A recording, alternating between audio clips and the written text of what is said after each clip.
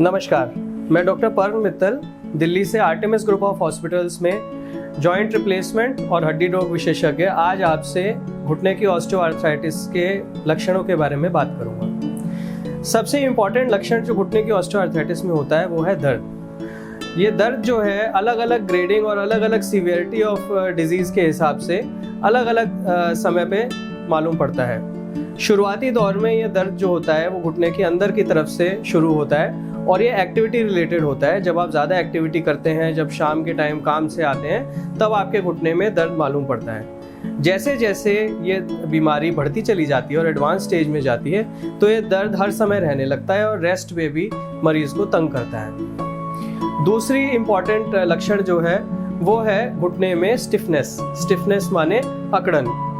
क्योंकि जोड़ धीरे धीरे खराब होता चला जाता है और उसकी जो चिकनाई है वो ख़त्म होती चली जाती है, तो जोड़ जो है वो जाम होता चला जाता है। आपके घुटने की मूवमेंट कम होती चली जाती है। कुछ पेशेंट्स में एडवांस स्टेज में ये भी देखा जाता है कि घुटना पूरा सीधा नहीं होता है और वो ऐसे बेंड रह जाता है, जिसको कि फिक्स्ड फ्लेक्शन डिफॉर्मिटी कहते हैं। तीसरा ज़रूरी लक्षण है वो होता है सूजन।